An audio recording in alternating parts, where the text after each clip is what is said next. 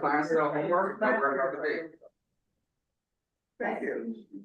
Because Rabbi Lila just want to learn from her. Here I am, we're gonna have fun. Well, everyone's so smart who are in your congregation. Everybody's ready. You have built such a. I feel like I should learn from the best. Oh, yes, you want to take my phone number for tomorrow? Yes, will you text me? I'll give you my number. Yeah. Now after whatever it is.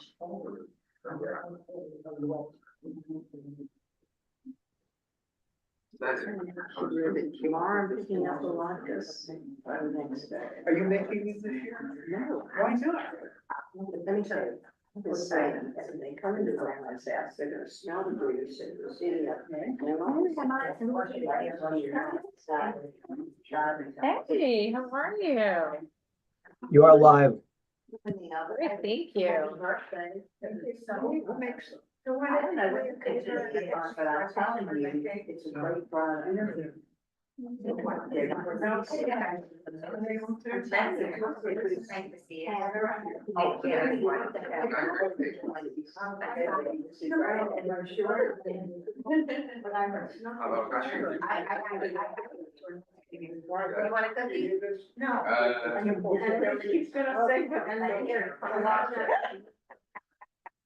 One later. Such a bad idea. Trying to lose like. Either or. Or both. It's gonna be both. I don't want it to be both. Yeah,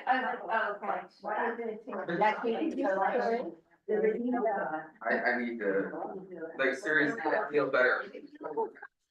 Just stop hurting and everything. The cake is like nothing. I know, but I like it. I'm just. Don't worry, don't worry. Okay. I know what figure mine is. Let me just take a picture of me with my. Oh, and is it your birthday? Yeah, come on. Happy birthday. Okay, keep looking smiling. What do you hold? Yeah, that's good. Here's a whole I can cook them, but they're all natural. I'm having that. I'm coming back next week. I like it. I'm not. What is next week? I'm getting on a plane. That's at 24. Pretty sure getting on a plane. Wait, we're meeting on Christmas? No, it's last finish. It tastes good and healthy, but we only have 2 calories. No, I wouldn't. I wish I could Okay. say Maybe next week. I did. Well, I'll be at services next week. I didn't think that was gonna happen. Where did you get them? The butter. The butter cookies, they were sent. Yeah, it's on a place that I know. And this in services. will be later. That's great. From where I was. Oh, This- And next. Oh my God, that's awesome. Like your birthday. Yeah, it is one of those kind of companies that you have, like, wearing. I don't think that's, yeah, I do get for them to do. And Martin, right? So have a celebration. Yeah. All right, let's do it, I love it. You're celebrating? Oh, absolutely.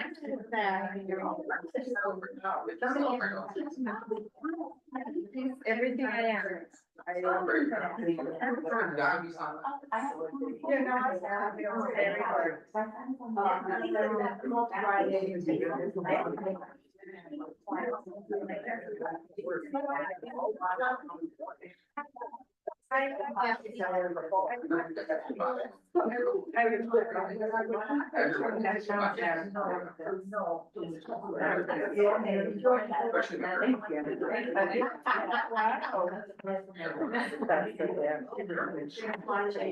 I cried. Just that she's finding time out.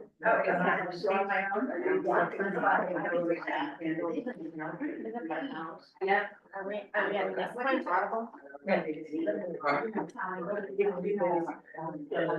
Okay, everybody?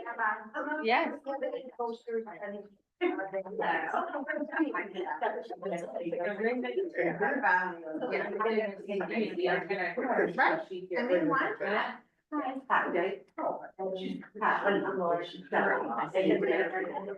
Tomorrow, right? She's 21. 21. I mean, I've been here for 2 years. Good, wonderful, thrilled to have you.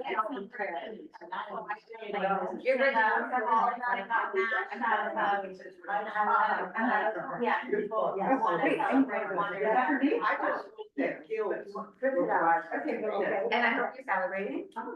And I'm actually tomorrow. Okay. It's the birthday. We will do that at the end.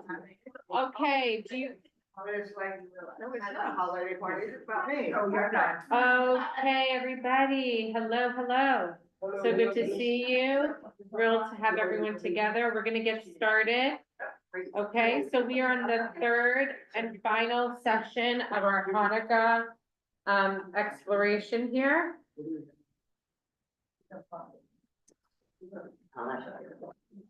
Today, we're gonna focus on the actual menorah, on the Hanukkah and the light that it produces, okay? What did you say? There is or is none? None?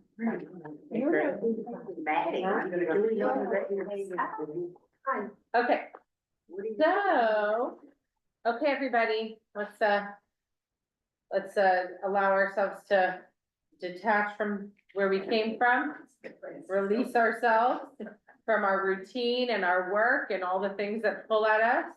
And we are going to pull into center here, and we are going to focus in on our final session of our Hanukkah series. And we're gonna focus on the actual menorah itself and the light that is produced from the menorah. So we're gonna just dive in because we have a lot to cover. And I want us to be able to take part in all that is wonderful about the Hanukkah.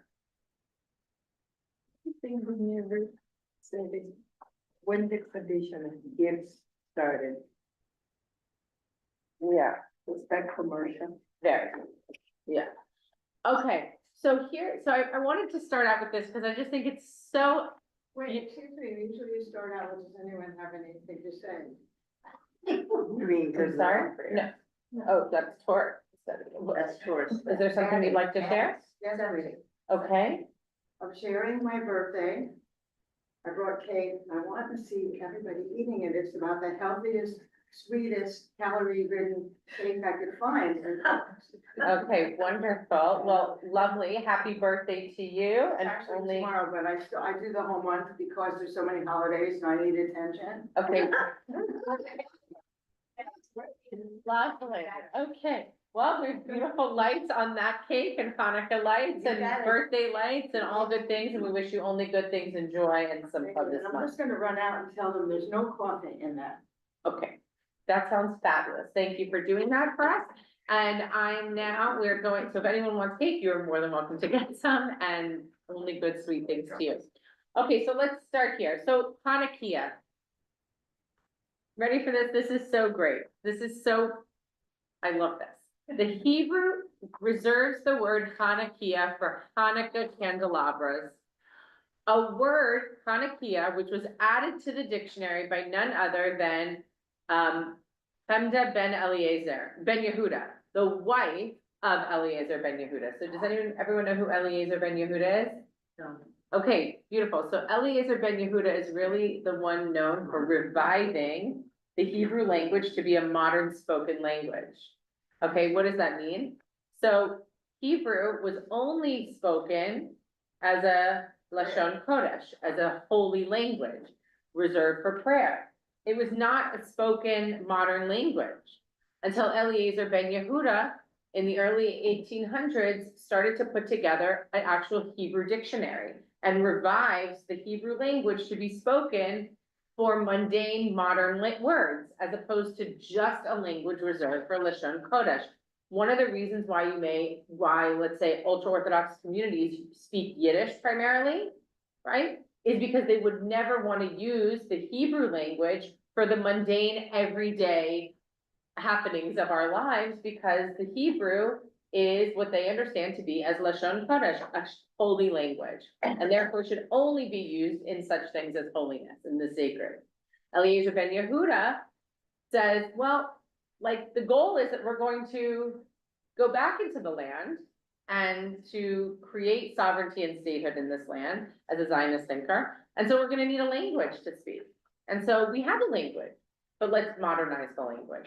So he's the one, so if you've ever been to Israel and you've gone on Ben Yehuda Street, which is like a happening, hot area in Jerusalem, that is Eliezer ben Yehuda, okay? Who revived the Hebrew language. So his wife, Chemda ben Yehuda, who resurrects this word and creates this word Chanukah to be used for the candelabra that we use for Hanukkah. Why the need for that? Because there's always a candelabra, a menorah in the temple. But how many branches does it have? 7. Excellent. How many branches does the Chanukah need? 8 plus 1. So how many? 9. Excellent. Okay, so she says, well, we can't use the same word, menorah or candelabra. We need a different word to describe this holder of light. And so Chanukah, she creates this word. It's then gains popularity and starts to be used. So instead of menorah for Hanukkah, Chanukah is now created as a result of the Ben Yehuda family who is modernizing the language. So one of the reasons why I start our lesson with this was because I think that's just like super cool about the Hebrew language, about our idea of how we understand Jewish tradition and ritual from a place of modernity. But also that there is a distinguishing factor between these two candelabras. Although their function is the same to produce light, right, we think, it actually isn't 100% the same, okay? It's for a specific holiday, the Chanukah, and as we're gonna learn in just a moment, the candles themselves and the light that is produced from the Chanukah is very different than the light that is produced from, let's say, the Shabbat candle, okay? There is a difference. So What year was that? because that was 1897, So, 1897, okay, okay? so that's when they decided to use Hebrew and. In the early 1800s, he puts together that modern Hebrew dictionary, but it takes that long for that switch to happen between Hebrew as a modern language and not a language of holiness. Right. Okay. I didn't realize it was that. Yeah, that far, yeah. Right, exactly. It is pre-statehood, it's pre-Yeshuv, right? Like, and then, because you also have, don't forget, that's the time period of the early Zionist thinkers and the material coming out about Zionism and this idea of claiming a modern state and sovereignty in the land of Israel. Right, okay.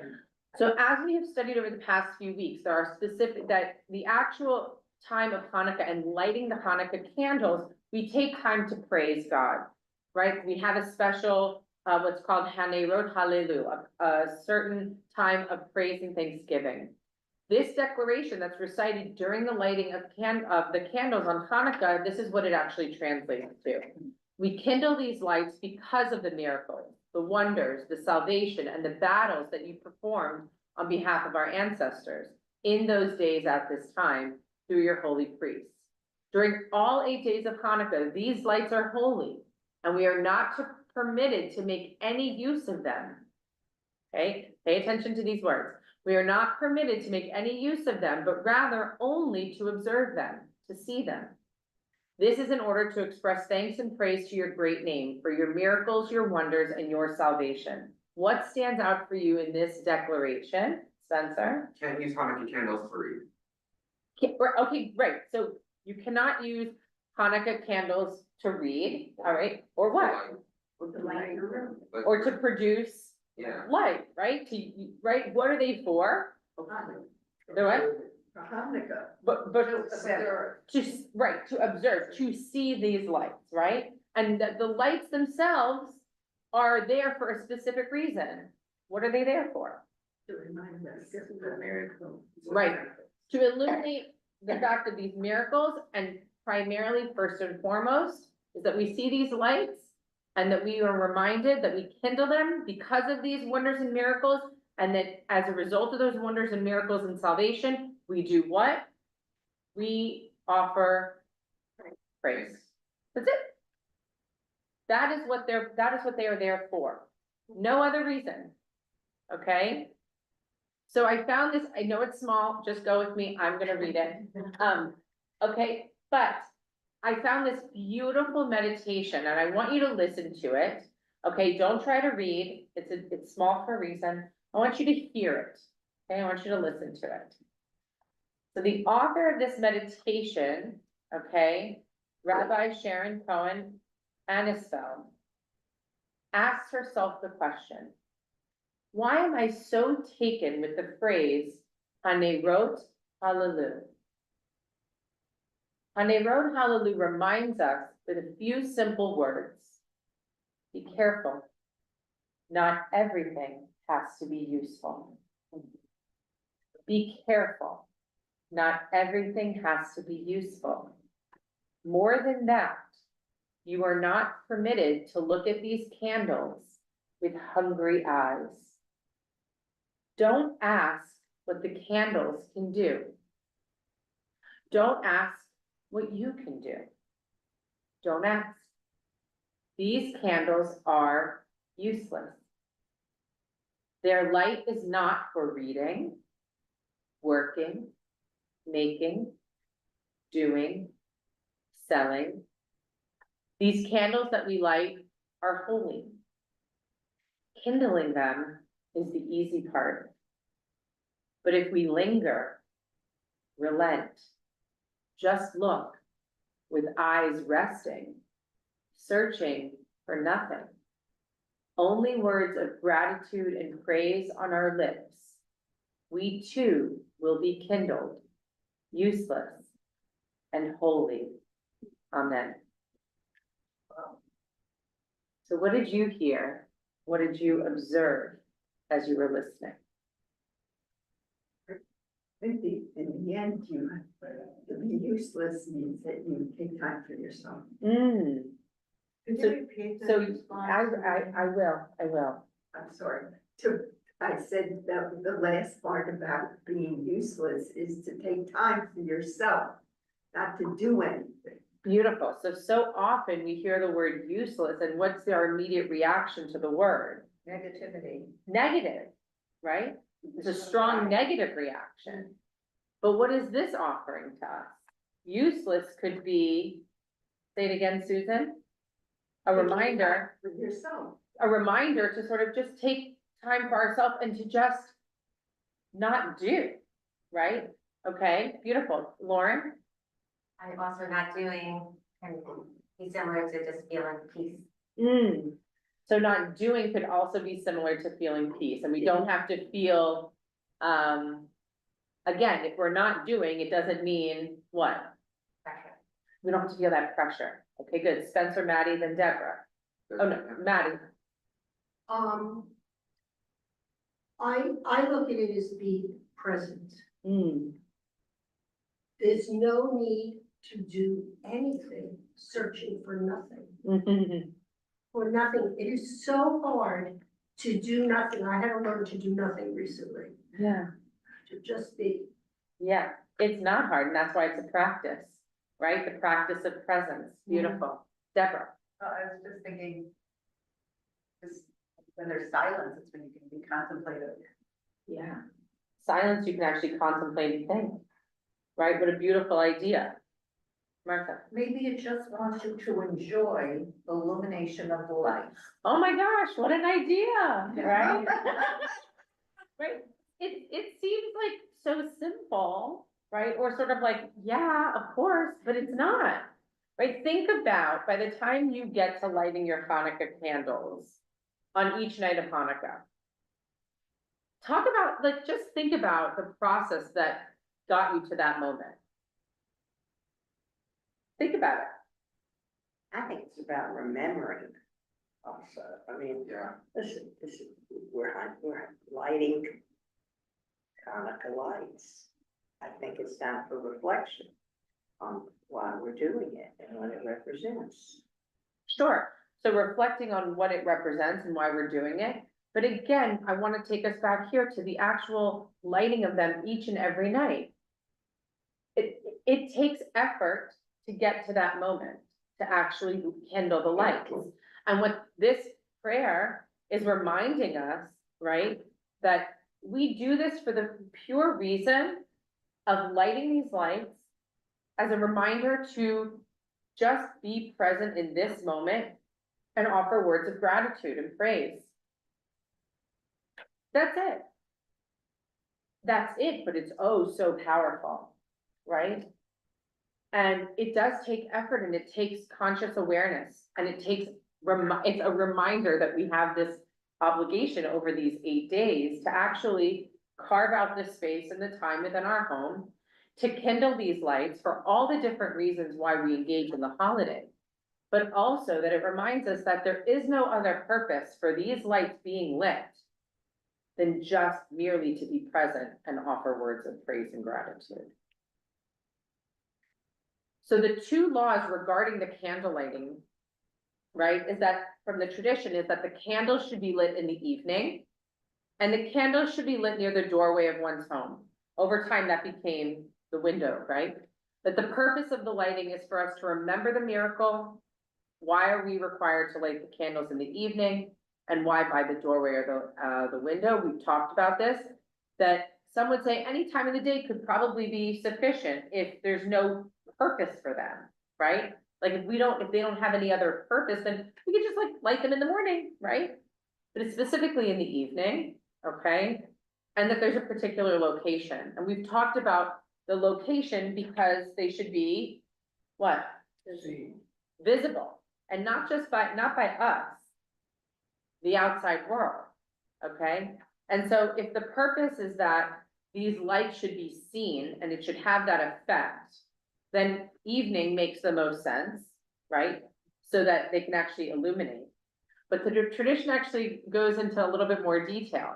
That number one, if the candles are lit before dark, they may burn out before anyone returns home from work or whatever they're doing. So now they haven't seen them. But if the candles are lit late at night when the streets are empty, then also no one will be out and about to notice them.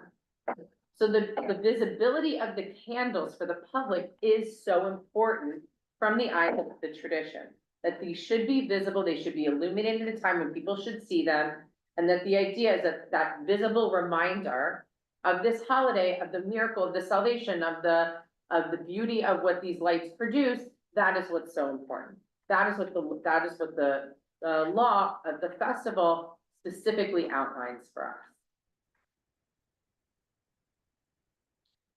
So in the Talmud, we read this piece, these lights we kindle for the miracles and the wonders and the salvations, as we said, we've just read this part, and the victories that were performed for our ancestors in those days at this season through the agency of sacred priests and leaders. All 8 days of the Hanukkah, these candles are sacred, right? That's what we read. We are not permitted to use their light, okay? But only to look at them and to appreciate and praise and appreciate the miracles, the wonders, and the salvation. So the sages focus on we may not make ordinary use of them. This means that the candles are not to be used, like we talked about, to light a room or for reading or for any other purpose other than stimulating thought and discussion about the miracle of the holiday. Okay? While that may not seem to be an issue today, remember that prior to electricity, things like Shabbat lamps and Hanukkah candles would naturally have been seen as a potential source of home illumination. And in order to avoid benefiting from the Hanukkah candles, an extra candle, the shamus, which is no religious symbolism, is traditionally lit along with them. So it will not be used, so it will be used for its light and not the Hanukkah candle. So one of the things that you will notice when you pick up your Hanukkah candles is that it'll tell you specifically if they're kosher or not, and what makes a Hanukkah candle kosher to use. Let's buy around. Well, that's to do with the fat that's used. Mm-mm, The oil of the wax? mm-mm. Are you ready for this?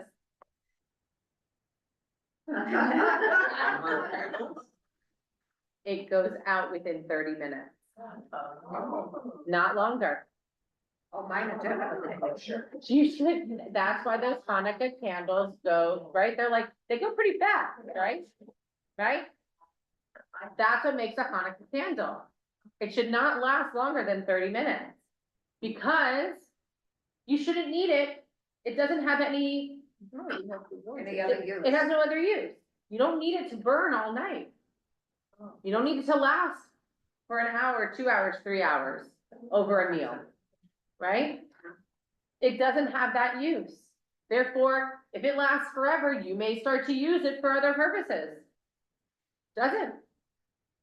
The purpose of the Hanukkah candle is to remind us of the miracles, the wonder, the salvation, and for us to be present and to have that thought and discussion about the miracle of the holiday and to offer our praise and gratitude to God. It's done. That's it.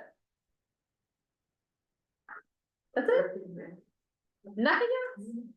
Don't use it to sit and read a beautiful story next to it. Don't sit there and relish in the, no. It has a specific purpose and a specific meaning. The amazing piece about this that I absolutely love, gotta love those little blue boxes of Hanukkah candles. That I don't know how I seem to have more boxes of candles every year by the end of the festival than when I started the year before. Like they multiply on their own.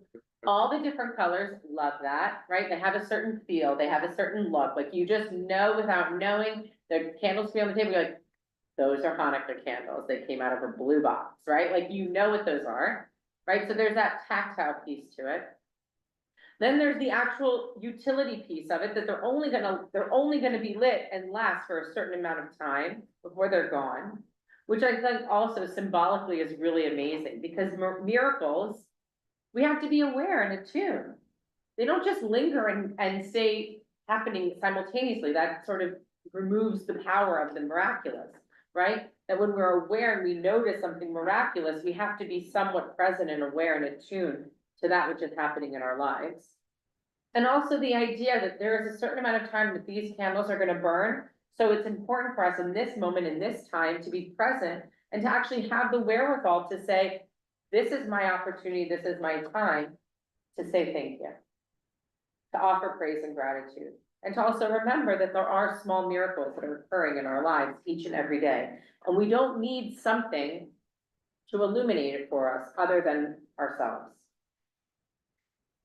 Something that just, as you're speaking, punched up for me is this idea, if we think of like all of us having light within us, this idea that when you're really seeing someone's light and like thanking them, that you're not asking something of them, like just this idea of like, what would it feel like for a half an hour to just be with someone's light, Yeah. and like not need, ask, do, Right. just like be with it. It's probably a very different relationship to a person light or essence, I love that. I think that's a beautiful ritual for Hanukkah. One of the things that we talked about last week are how can we create different meaningful rituals each night of the holiday, right? Because sometimes Hanukkah becomes a little chaotic and hectic. You've got the latkes frying, right? You got to eat those quickly, otherwise they're not good if they're not hot, right? You've got like the present piece, you've got the gift wrap all over the floor, you've got, right? Like there's like tumult and stuff going on. Then you want to make sure to eat dinner, right? Like there's a lot, right? There's a lot going on. However, there's also so much more that can be incorporated and encouraged in the 8 nights of the actual ritual of lighting those candles. So the idea of thinking about this from the perspective of what the tradition is teaching us about physical lights themselves and what our obligation is and what role that those lights play, what the candles play. The idea that we can utilize this time for something that could create even more meaning in our own lives. So imagine if, like you said, like Rashina said, like if every night when you light the candles, you spend before you do anything else, like keep the oil hot, but don't throw the potatoes in yet, right? Like you light the candles and then what do you say? Everyone just go around and say a word of gratitude. And even if you're by yourself, take that time to say something about, I'm grateful for whatever it is. Like that's a beautiful ritual to sort of like elevate the act of the lighting of the candles to the realm that fits with this Hane Ro Hallelu, this notion of praise and thanksgiving. Spencer, yeah. Yeah, me, hey, this is your space. So what my family does every year is originally it was open presents to parents. Yeah, Now it's my sister and I will get on FaceTime with my parents and we'll all light them in our homes together. I love that. That's a So great that's ritual. And we all talk for a few minutes until we just spend some gratitude and celebrate the holiday and, you know, we still use electricity, so we're not really using it for light. That's great. It's beautiful. Natty, Is there there is a prayer, a different prayer than lighting for the Friday night for Shabbat? All of the candles. well, we do the Hanukkah candles first, and then we say the Shabbat candles, right? So when it falls over Shabbat, you say the Hanukkah candle blessings, right? And then you say the Shabbat candle blessing. On the first night of Hanukkah, remember you add in Shehachianu, right? And then the other two, then you just do the other two blessings, the rest, and then when you have Shabbat, you light the menorah, the Hanukkah, and then you light the Shabbat candle. Okay, so in Proverbs, I wanted to continue on with this idea of what will the light and what do the candles represent us? And in Proverbs, there's this beautiful teaching that the soul of the human is the candle of the divine. The soul of the human is the candle of the divine. Right, so just sit with that for a second. The soul of the human is the candle of the divine. Like, what a beautiful thought for each of us to think of ourselves, our souls, as this candle of the divine.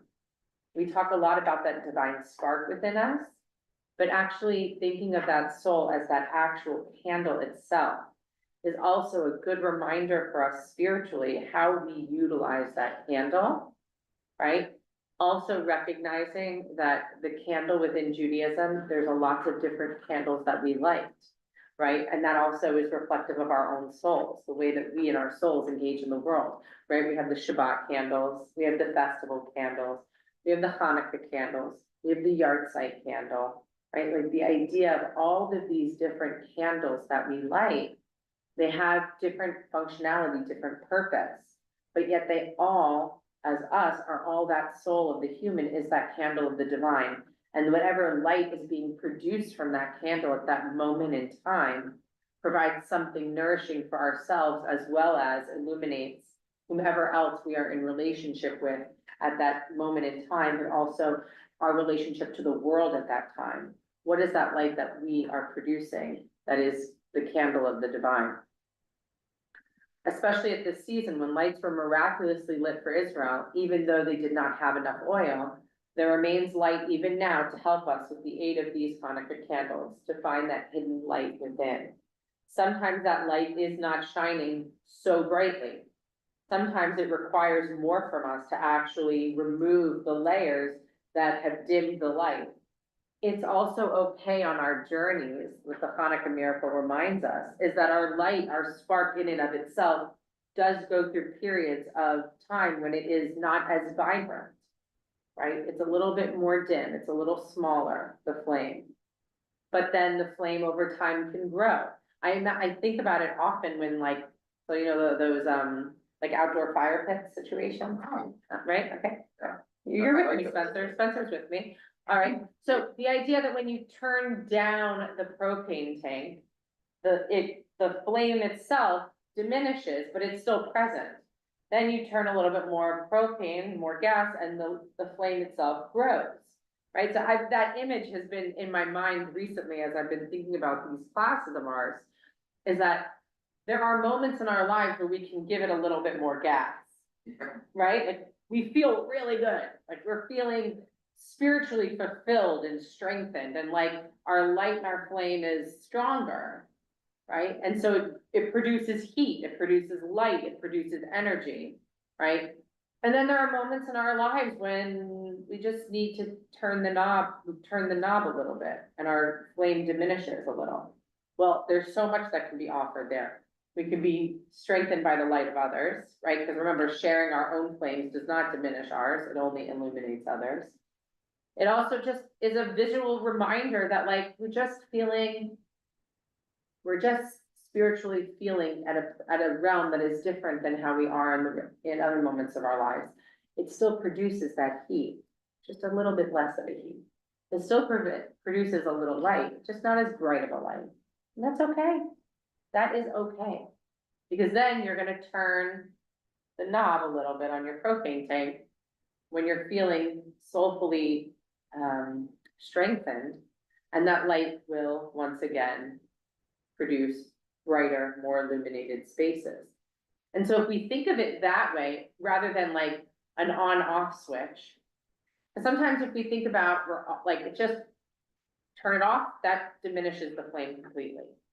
Just turn the nozzle. Because it's there, right? The soul of the human is the candle of the divine. That soul is there.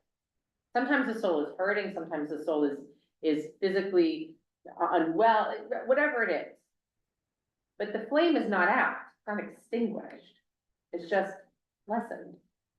And then when we're ready and we're prepared and we've done what we needed to do to sort of travel this journey that we feel at the time, then we just turn the nozzle and we grow that flame, right? Like that's a different way to understand spiritual, a spiritual journey, as opposed to it being completely extinguished and then the idea of having to reignite it again.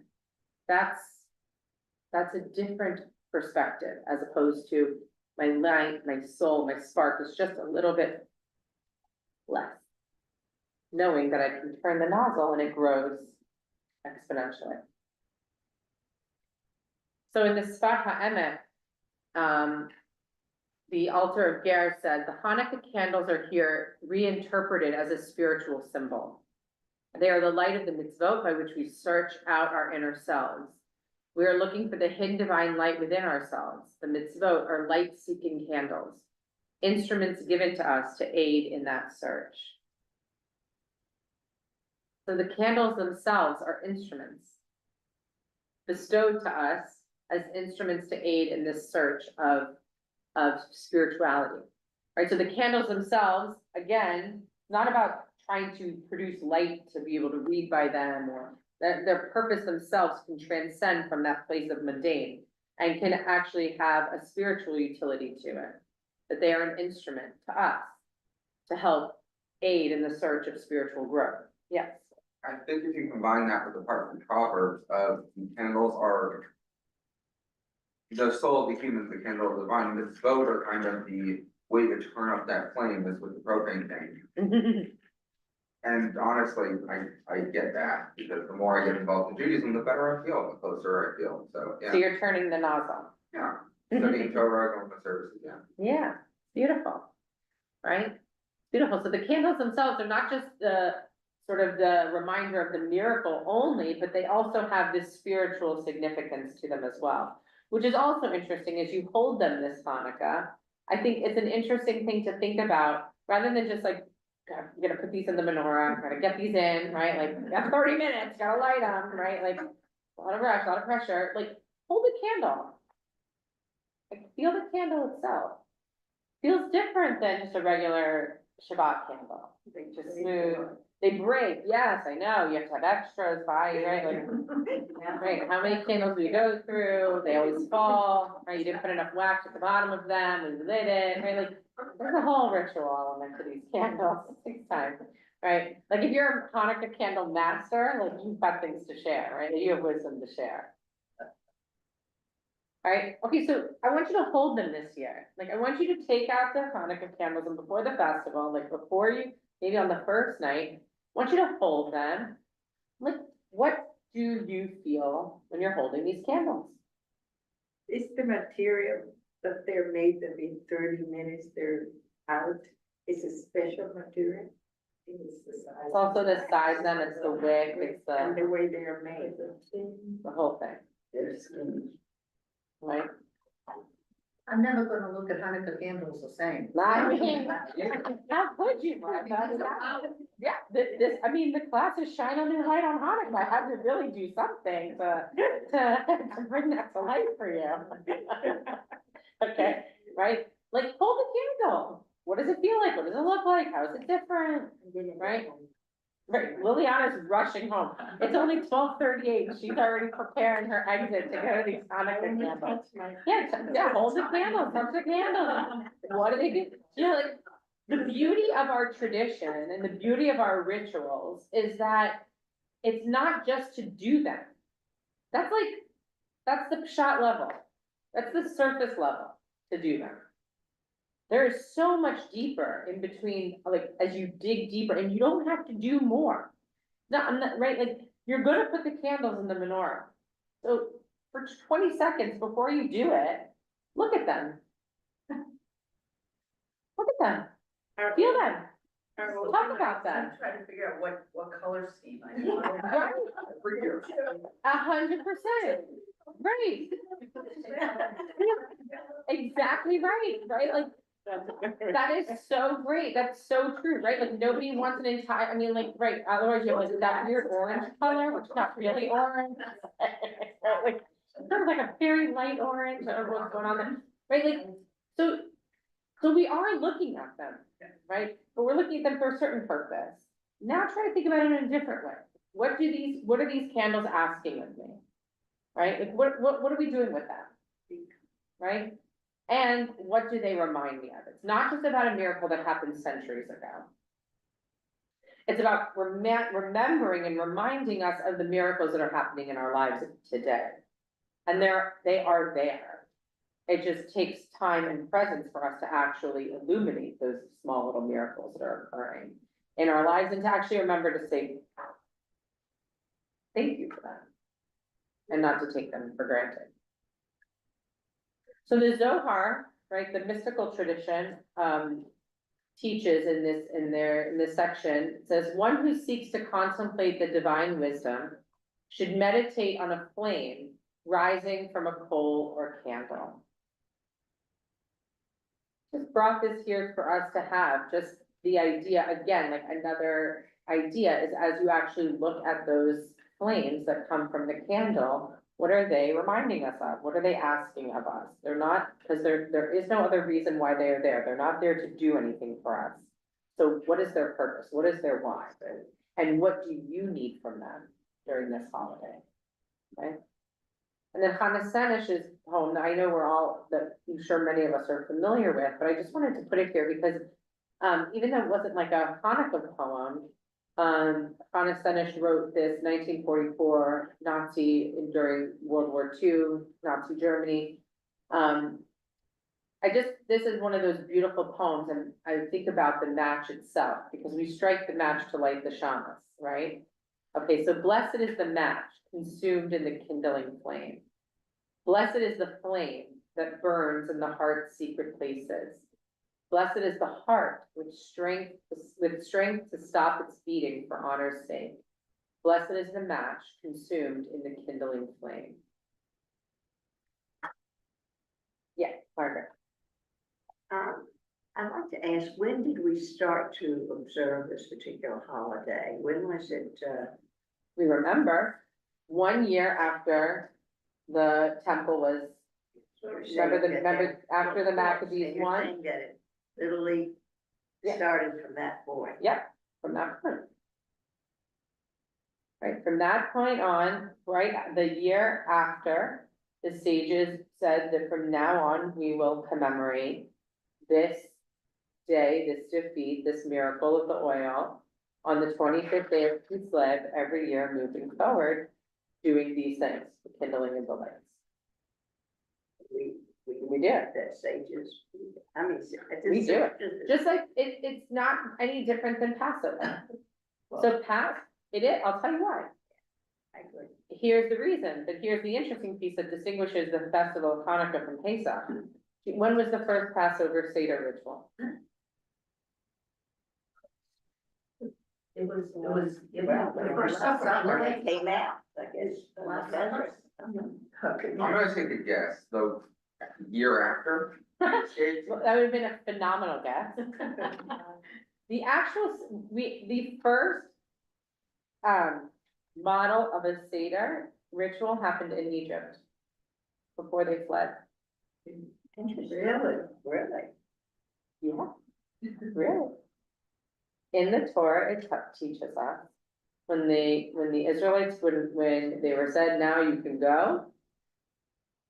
It talks about how you're sitting in the home and you should ask these questions, you should eat of the sack of the lamb, right? The first actual interpretation of the ritual that we know of today as the Seder, of the Passover Seder, and it says you tell this story to your children, right? That you will be reminded as if you left Egypt and will continue this ritual. The first ritual took place in Egypt before they left. And then the Mishnah goes on to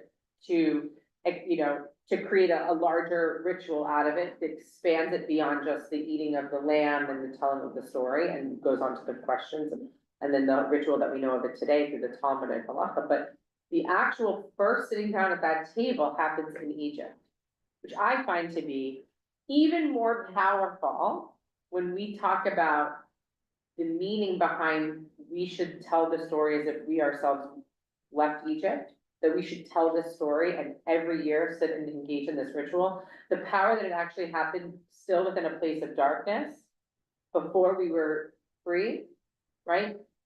That is such a powerful symbol of what it means to be part of this tradition that we passed down, Lador Vador, from generation to generation. The actual Hanukkah ritual itself, now they lit the lights because that's how the miracle happened, right? So they burned for 8 days. But in that moment, in that temple, they decide this is something worthy of commemorating every year. So next year, on the 25th of Kislev, we are going to engage in this ritual that reminds us of the miracle that actually happened today, right? So these elements, these pieces of our tradition are very much a living, breathing, and dynamic part of the evolution of the Jewish story. It's not static.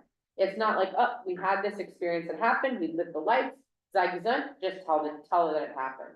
No, we engage in the actual ritual itself for centuries. And that's so powerful to think about. That is, in many ways, the match.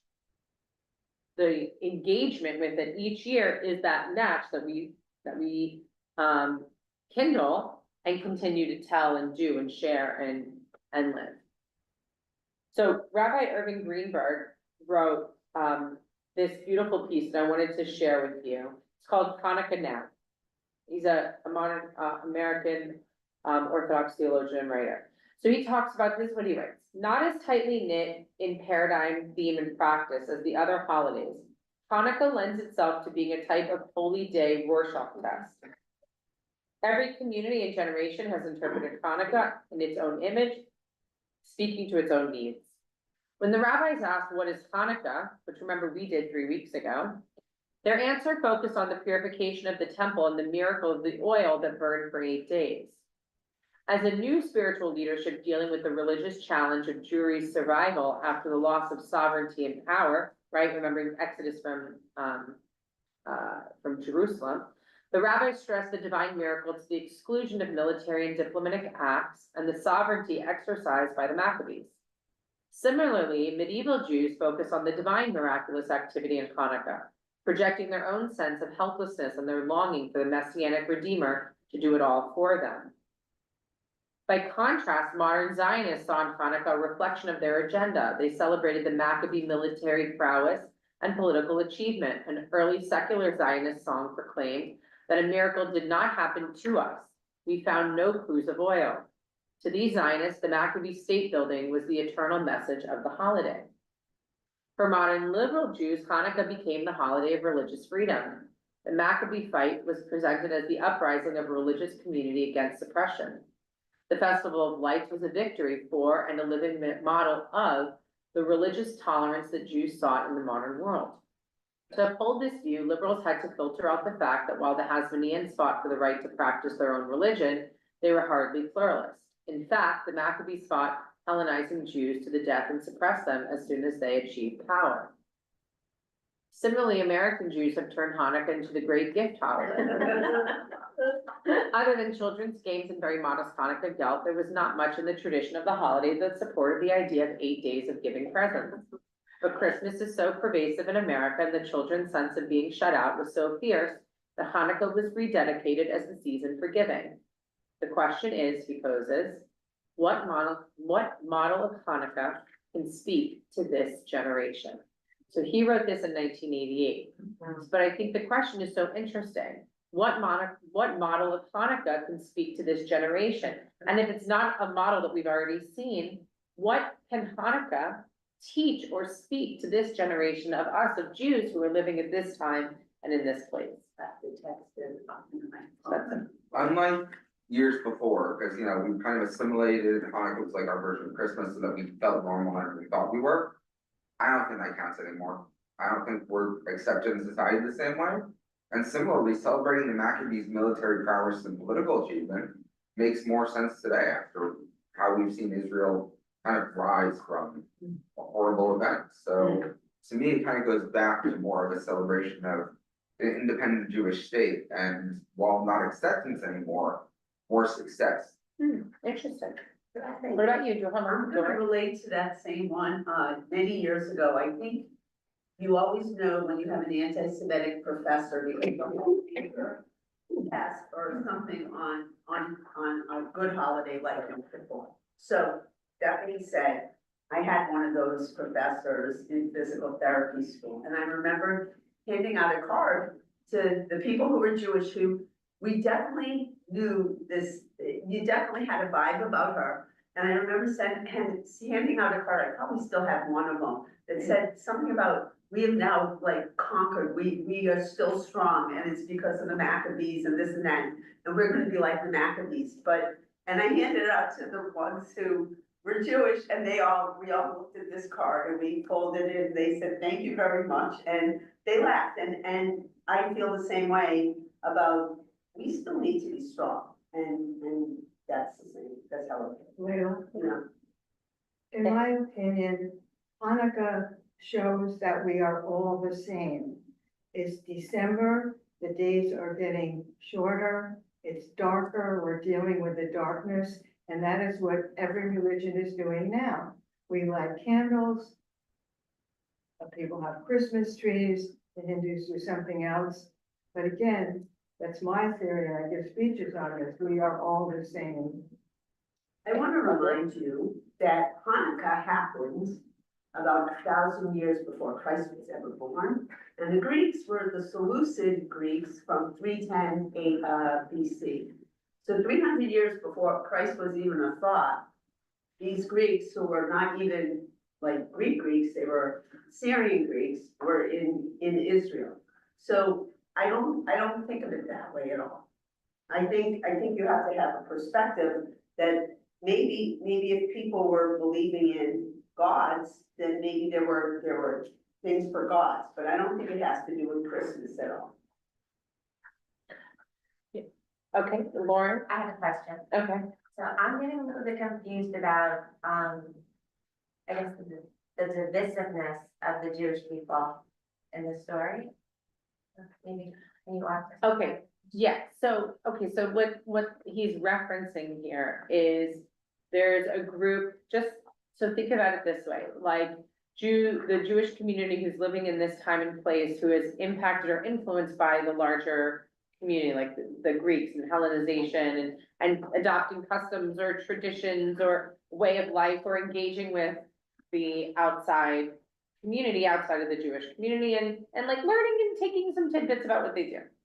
Then you have a more of an insular group who are like, no, not willing to give up our traditions, our way of life, and to just assimilate or acculturate to the larger majority, right? So there's this tension there of, this desire that, no, we're not going to, give up our tradition, give up our Torah, give up the things that hold us and strengthen us together as a Jewish community, just because the larger majority context is sort of like pulling at that, right? So like that's what he's referring to. Yeah. Spencer? I don't know about for everyone, but this Hanukkah is different for me than any before, because it really was about relating to my peers when I was a little kid. Mm-hmm. And that does not, I don't feel, yeah, I still have friends who are not Jewish, but it's not the same anymore. Because? The America I was born into when I was a kid was pretty accepting of Jews. And my parents, not the generation before, but my parents and myself, and that is not the case Do you today. feel that tension? Yeah, this I year? feel like now it's about celebrating the Maccabees and the success of Israel in the Middle East and all of that, because we have that now. Mm, And we don't have the same safety and tolerance we had, you know, a decade ago, or even a couple of years ago. so one of the things I wanna encourage everyone, to do this Hanukkah is to remind ourselves of these powerful words from brilliant Peter, Paul, and Mary. So, light one candle for the strength that we need to never become our own foe. And light one candle for those who are suffering, pain we learned so long ago. Light one candle for all we believe in, that anger not tear us apart. And light one candle to find us together with peace as the song in our hearts.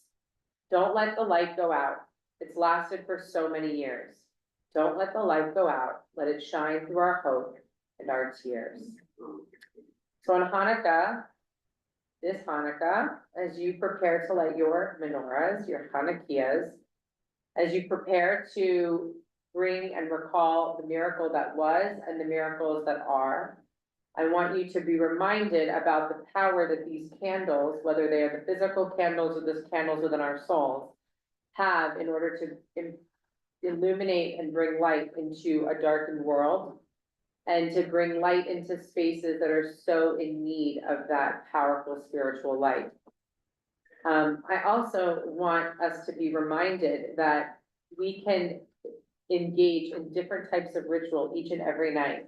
And so just by allowing yourself to be present each night and reminding yourselves of the small miracles in your life, reminding yourself to be grateful and to offer praise, and to actually just sit and watch the lights themselves. Don't worry, you don't have to spend a lot of time, because remember, they don't last very long, right? Just remind yourself about the gift that you can give yourself this Hanukkah, which is the gift of presence, the gift of gratitude, and also the gift that you can receive and give is the gift of light, and that spiritual light has the power to grow and grow and grow in beautiful and meaningful ways. Maddie? May I play the song? You may. So I wish you all a happy Hanukkah. And by the way, they are coming in to take a picture of us again today. I appreciate you all for being so kind and sweet to doing this again. So we're gonna, Maddie is going to play the song while we figure out where we're gonna take this picture. Thank you. I can also do it too, Maddie, whatever you want. Oh, you can. Yeah.